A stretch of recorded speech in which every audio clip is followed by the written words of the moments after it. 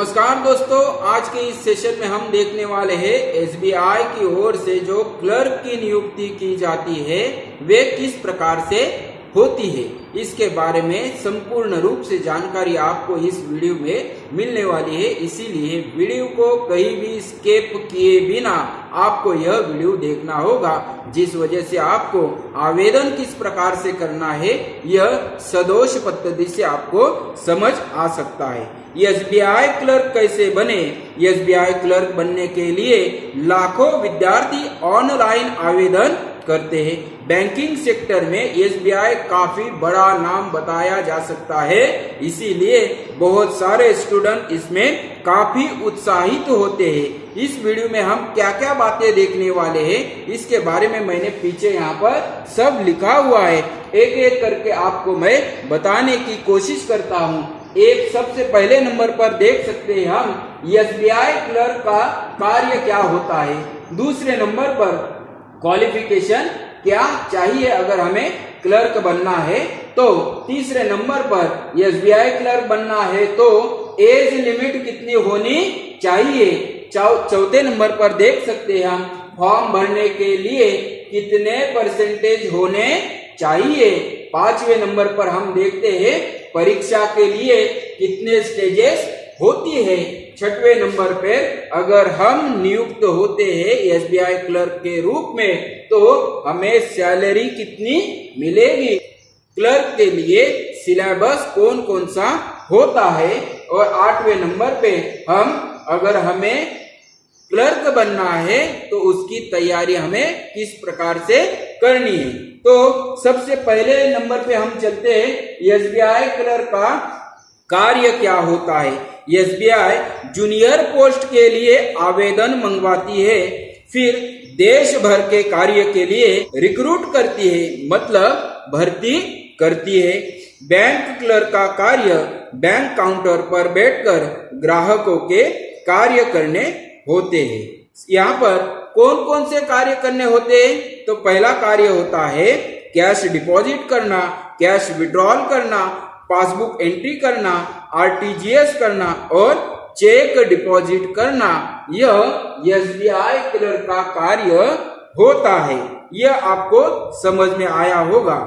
अभी हम देखते हैं एसबीआई क्लर्क हमें बनना है तो किस प्रकार की एग्जाम हमें देनी होगी।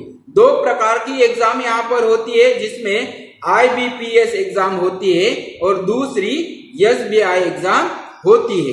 तो दूसरा पॉइंट बताया गया है क्वालिफिकेशन क्या चाहिए।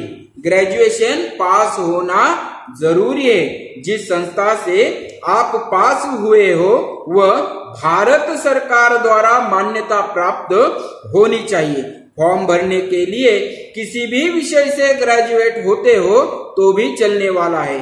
ध्यान रखना है साइंस, कॉमर्स या आर्ट्स से किसी भी सब्जेक्ट से पास हो तो भी आप फॉर्म भरने के लिए एलिजिबल हो।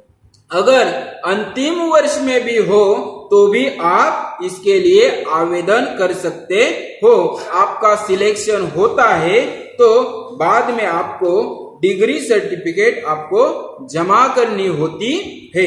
अगर आप डिग्री सर्टिफिकेट जमा नहीं कर पाते तो आप डिस्क्वालीफाई हो जाओगे। गणक का ज्ञान भी बहुत ज्यादा होना चाहिए, क्योंकि यहाँ पर जो भी कार्य किया जाता है वे संपूर्ण रूप से के माध्यम से होता है, इसीलिए आपको यह जानकारी संगणक की होनी चाहिए। उसके बाद तीसरे नंबर पे एज लिमिट कितनी होती है।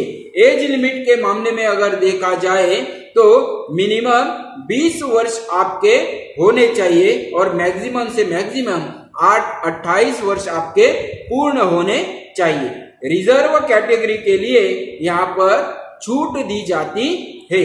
कितनी छूट है? तो ओबीसी के लिए 3 वर्ष की छूट है। पीडब्ल्यूडी के लिए यहाँ पर 10 वर्ष की छूट होती है। SC/ST के लिए यहाँ पर 5 साल की छूट होती है और विडो मतलब विधवा जो होती है यह विधवाओं के लिए 7 वर्ष की छूट बताई जाती है। अगर परसेंटेज के मामले में देखा जाए तो हमें परसेंटेज कितने चाहिए एसबीआई क्लर्क बनने के लिए, तो यहाँ पर ग्रेजुएशन ही होना आपका बहुत जरूरी है। परसेंटेज यहाँ पर मायने बिल्कुल भी नहीं रखते हैं, ये संपूर्ण रूप से आपको ध्यान में रखना होगा कि परसेंटेज का यहाँ पर कोई मायना रखता नहीं है, चाहे परसेंटेज हो या फिर 60% हो, इसमें कोई दोहराव नहीं, आप आवेदन कर सकते हो। एग्जाम के लिए कितने स्टेजेस होते हैं, यहाँ पर 2 स्टेजेस बताई जा सकती है, जिसमें एक है प्रीलिम एग्जाम और दूसरी है मेन एग्जाम। इसमें इंटरव्यू बिल्कुल भी होता नहीं है। प्रीलिम पास होने के बाद आपका मेन में सिलेक्शन होता है।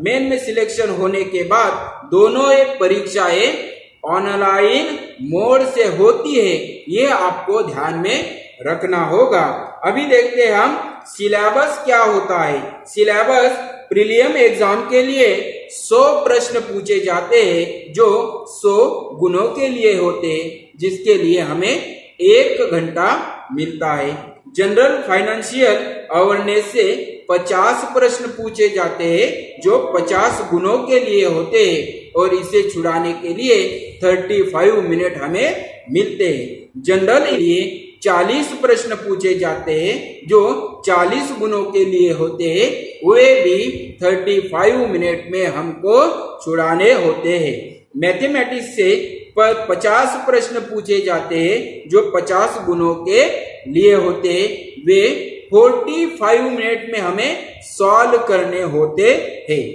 अगर रीजनिंग और कंप्यूटर से 50 प्रश्न पूछे जाते हैं, जो 60 गुणों के लिए होते हैं, और 45 मिनट्स में हमें यह हल करने होते हैं।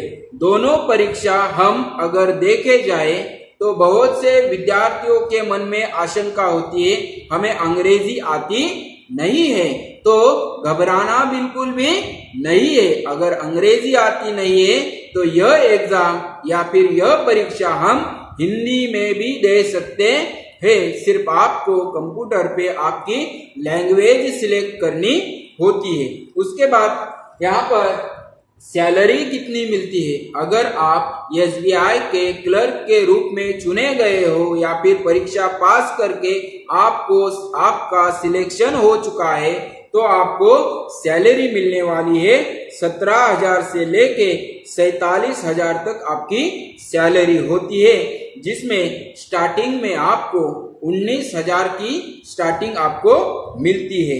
अगर तैयारी के मामले में अगर देखा जाए तो एसबीआई क्लर्क हम किस प्रकार से बन सकते हैं, तो सबसे पहले सब्जेक्ट वाइज आपको प्रिपरेशन करनी होगी। उसके बाद सिलेबस समझना होगा, क्योंकि जो भी परीक्षा हम देते हैं उसमें अगर कौन सा सिलेबस है, इसकी अगर हमें जानकारी मिली तो हम अच्छी तरह से वह परीक्षा संपन्न कर सकते हो और अच्छे गुण ला सकते हैं। इसीलिए सिलेबस की हमें समझ होनी चाहिए।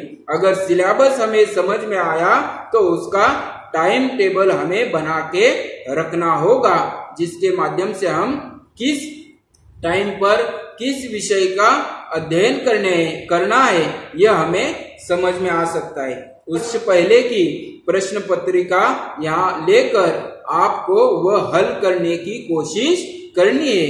यह अगर थ्योरी अपनाई आपने तो बहुत ज्यादा यहाँ पर प्रभाव आपको दिखाई देगा। जो एसबीआई क्लर्क हमें बनना है तो उसे पास करने के लिए, तो यह अगर